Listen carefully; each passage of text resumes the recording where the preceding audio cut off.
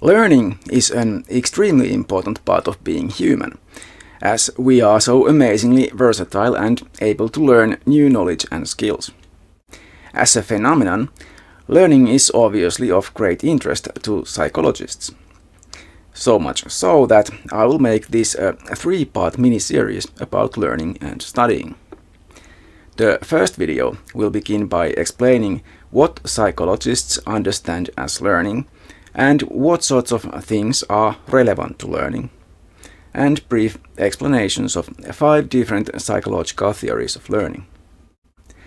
The second part will be about several aspects of learning, for example, how it can be made easier and even how it can be assessed.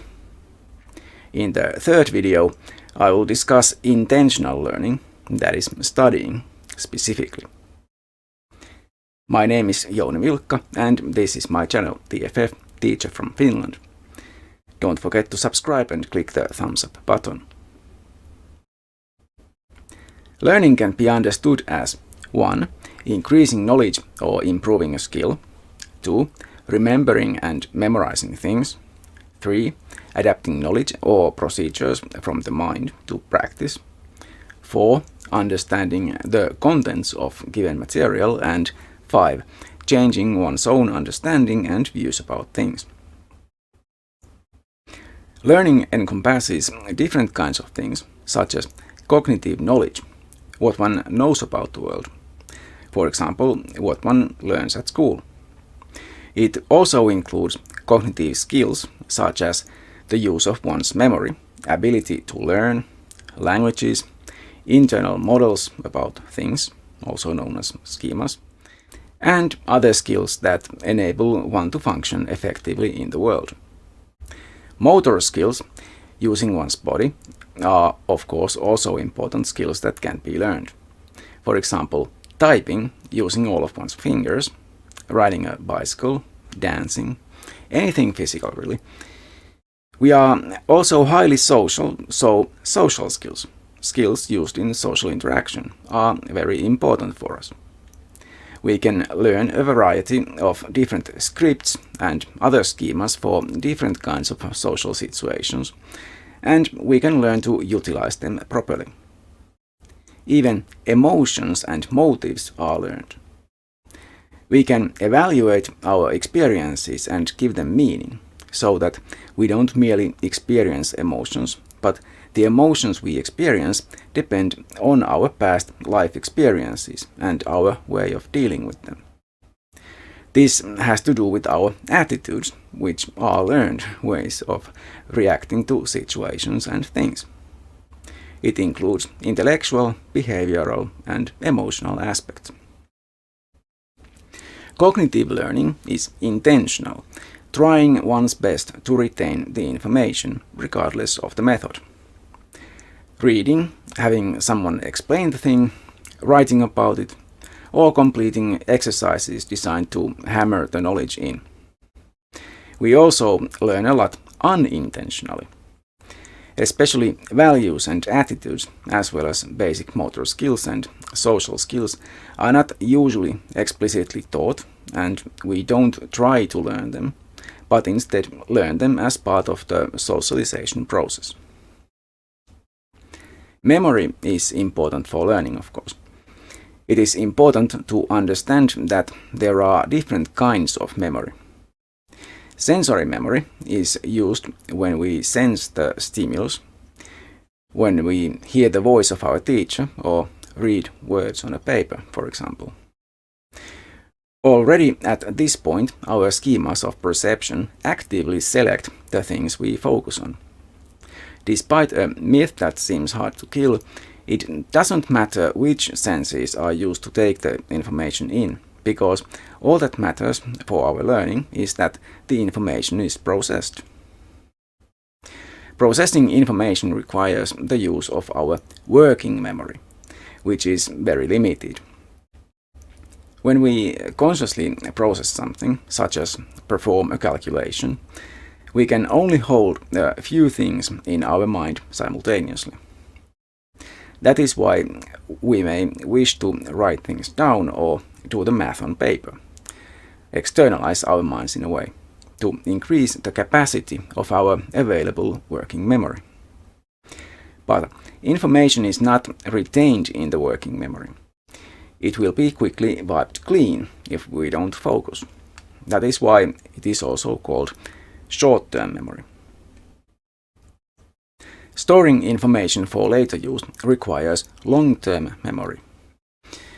We don't have separate disks for memory storage, like a computer, but instead encode the information in our brain structures, the connections between neurons. It is not data stored in individual cells, but in their networks. The connections between the neurons are constantly under construction. Some connections are removed, others created, and the strength of the connections are changed as we experience new things and learn. Everything we've ever experienced and learned thus affects who we are, our identity, at the fundamental physical level. Looking at learning on the mental level of abstraction, as we take in new information, we automatically organize it in informational structures, which are also called schemas. This might actually cause us to retain the information incorrectly, in accordance with a structure that comes more naturally to us. Recalling the information later is not automatic either. Well-structured information is easier to recall than a jumble of trivia. There are different types of memories retained in the brain. For example, semantic memory refers to abstract knowledge, such as your password, the concept of pi, and so on. Episodic memory, on the other hand, refers to events that you experienced or that happened in a movie you watched. Visual memories are also possible, so you can remember what an image looked like. The schemas we have developed or learned influence the processes of our memory at all stages. The way we select memories, aspects of things about our experiences, for example, how we process them into information, and even later alter them to suit our needs. We are not recording devices, and our memories are not at all like stable recordings of a video camera, for example. On the contrary, the use of memory is an active process that includes editing. When we recall a past event, for example, we don't actually recall the original event, but rather what we recalled the last time we tried to recall the event. It should come as no surprise that we can easily create false memories, unintentionally at least. It can also be caused with the right prompts by others. Our memories are far from reliable, even when we think we recall things with crystal clarity. We also forget things. In fact, all stages or parts of memory forget a lot. Working memory has to forget things quickly so that it can take in new information for processing. Sensory memory forgets everything even faster because the senses have to be receptive to new information. Even long-term memory loses information. The information can become simplified, if it was originally complicated, or its tone can be altered over time. Without practice or revising, the information can be partially or completely forgotten. New information may also make recalling older information more difficult. Events of emotional significance are usually remembered easily, and in fact, traumatic memories are unlikely to ever be forgotten, contrary to a popular myth. But that doesn't mean the memories will remain accurate. Sometimes when we talk about forgetting something, it may actually be the case that the information was never truly retained in long-term memory. Old information in the brain may have interfered making us fail to store the new information. In other cases, it was retained for a time, but perhaps due to new, similar information, it was lost. It is also very common to be unable to recall a memory, especially quickly when required, but later suddenly have the memory pop into one's consciousness, perhaps when it is no longer needed. This could be due to poor strategy used to search the memory. To recall the correct information, you might need to think of the right clue, context, a keyword of some kind that enables you to locate the correct information structure. For example, you might not remember the name of a person you meet, but if you remember that they are your spouse's cousin and have the same name as your co-worker, you are more likely to recall the name. Over decades of research, several different theories about learning have been presented from different perspectives or schools of thought in psychology. See the earlier video about those, link in the description below. I will briefly explain the most important of those theories here. Remember that although they are separate theories, it doesn't mean they should be thought of as competing with each other. Rather, they all highlight some aspect of learning, thus bringing something important about learning to our attention. I present the theories in the historical order, giving far more space to the first, as it forms the basis for what came after, and is in that sense the most important theory, or set of theories, to cover. Behaviorism was the dominant view, at least during the first half of the 20th century, only losing popularity in the 1970s. Despite losing popularity, some of the basic ideas and findings of behaviorism still stand. The main point of behaviorism is that all of our behavior is based on intentional or spontaneous learning from experience. We constantly learn from any consistencies in our experience. The problematic part of early behaviorism was the idea that we are just passive recipients of influences, and our learning is just us reacting to stimuli. Psychologists now see us as very active in processing information. That said, it is still important to understand how early behaviorists understood learning as a form of conditioning. Ivan Pavlov is famous for the experiments he conducted on dogs. He was studying the digestive system of dogs, so he was practicing physiology, not psychology at all. When he noticed that the dogs started drooling already before they were presented with food. He then began a series of experiments which showed that the dogs could be conditioned to respond to various kinds of stimuli, and thus cause them to drool. The view is now called classical conditioning and expressed as S*R, meaning stimulus causes response. Classical conditioning works as follows. First, the subject, such as a dog, will react to some stimulus in some way, such as by drooling when given food.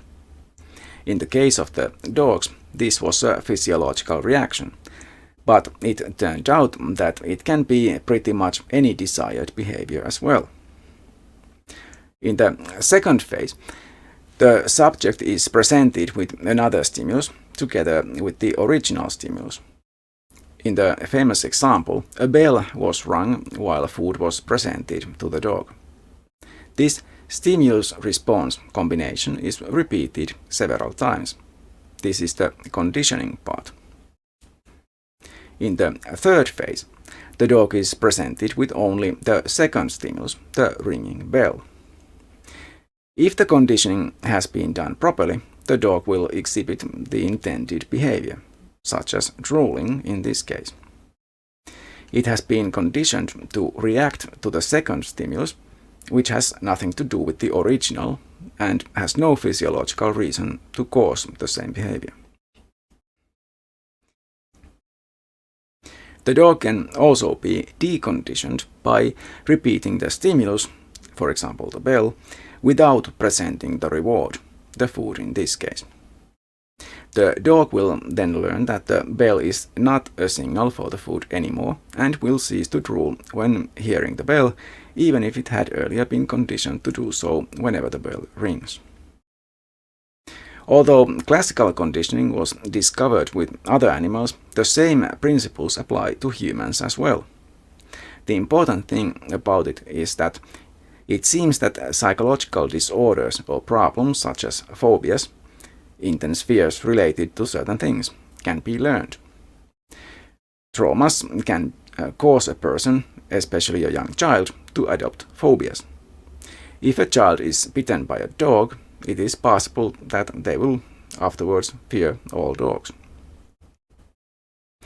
Understanding how classical conditioning works can also be used to unlearn the harmful behavior. The child can be deconditioned from the fear of dogs, even much later as an adult, if it wasn't done earlier, as it should. By presenting them with dogs that do not bite, they can lose their fear.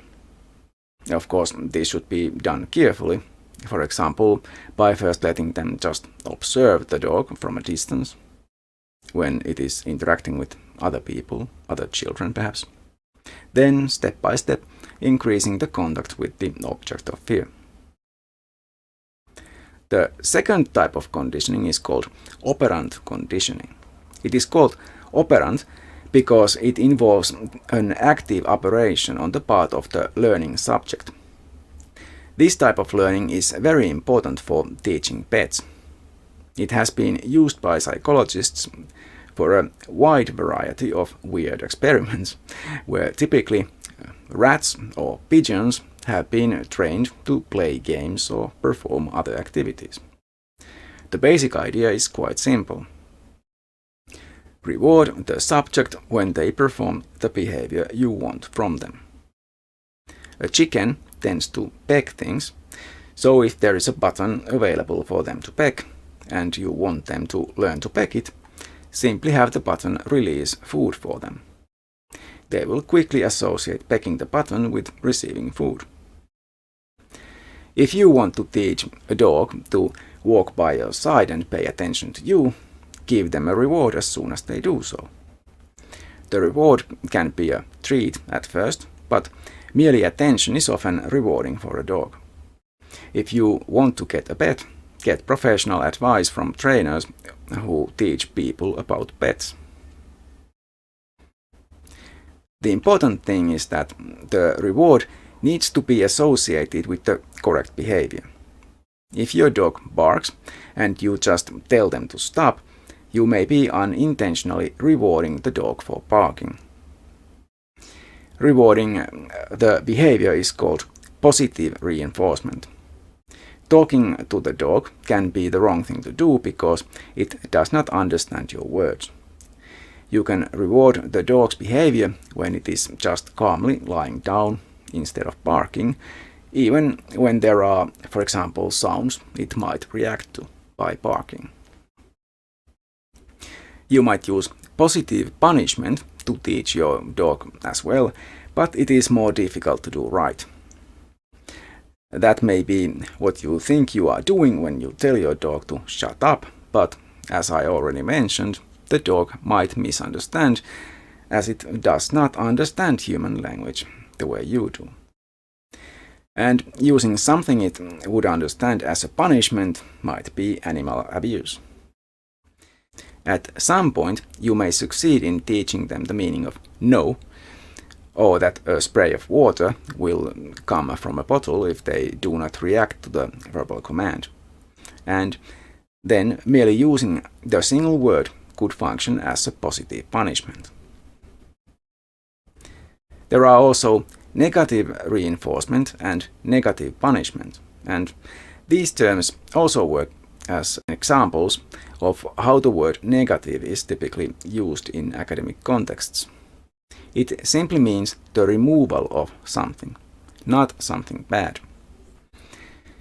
Thus, negative reinforcement simply means removing the reinforcement stimulus that for some reason is in place. It typically leads to avoidance or escaping.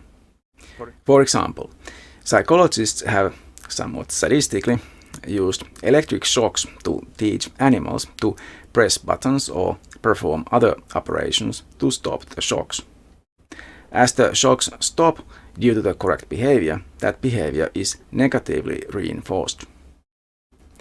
Similarly, a nagging partner who stops nagging when the spouse behaves correctly is using negative reinforcement, although you can probably see why that might not be a good idea. Both types of reinforcement are used to reinforce a certain behavior, while punishment comes after the behavior and is intended to stop it. Positive reinforcement rewards the correct behavior with something nice, while negative reinforcement removes something unpleasant. Both are examples of operant conditioning because they depend on the behavior of the subject. Punishments involve unpleasant experiences that come after the behavior and are meant to reduce the likelihood of the behavior in the future. A negative punishment means removing something nice. The Simply Psychology website uses the example of a teacher punishing a student for making too much noise during class by taking away their recess. Other negative punishments you may already know are timeout, where a child is punished, for example, by removing their favorite toy for a given time, or taking away a privilege the child has already earned earlier. For all kinds of conditioning, lack of consistency is curiously important. If there is a consistent reward for a certain behavior, it might be quickly learned, but as soon as the reward stops coming, the behavior will also be quickly unlearned. On the other hand, if the reward is not consistent, but does occur frequently enough, the learned behavior will be retained for much longer.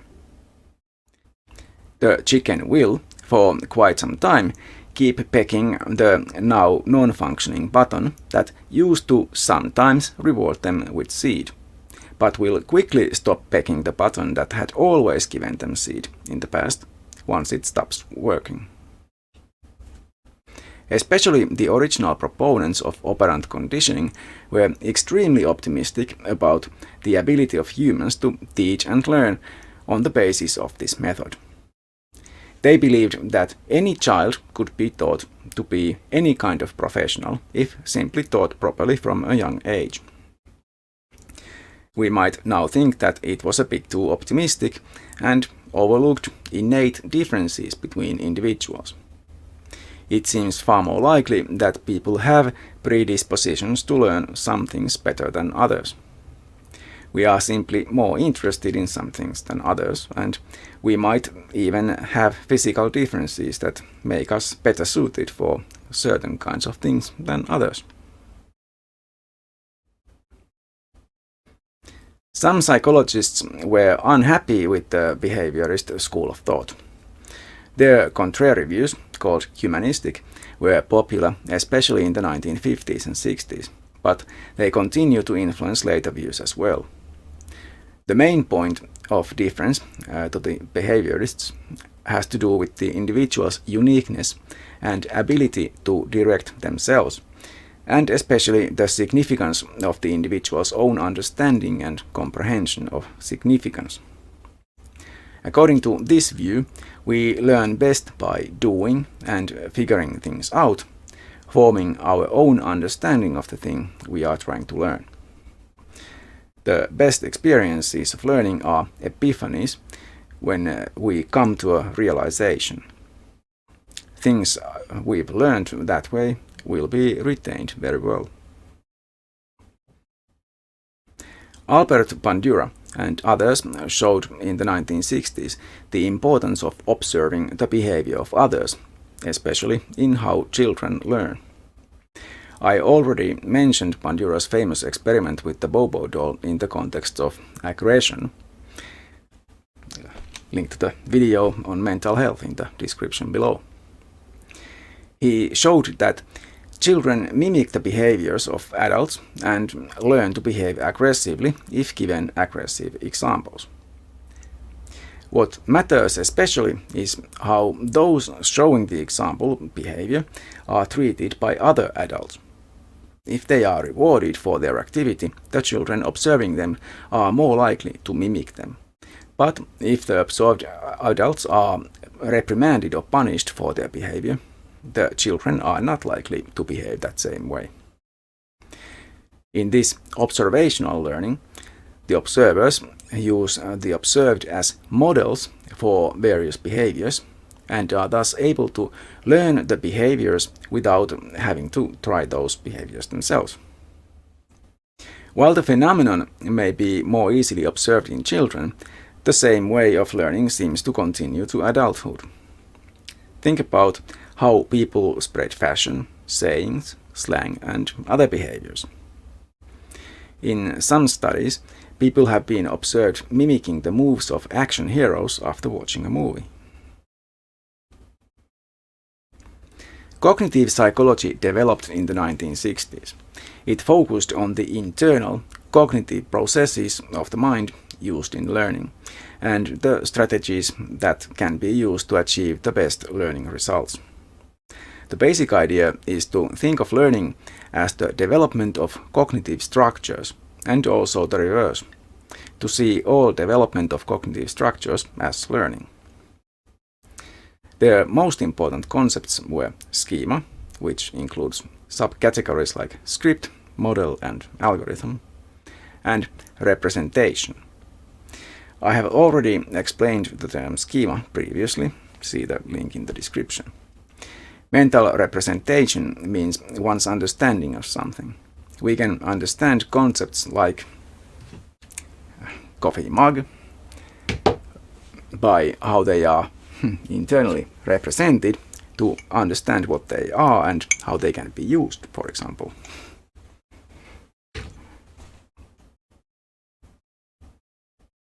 The Constructivist school of learning developed from the cognitive one in the 1990s and has become the most popular way to understand learning. It emphasizes the learner's activity. We don't learn simply by passively storing information presented to us, but rather by actively processing our experiences and combining new knowledge with old. Our preconceptions and the situation where learning occurs matter a lot.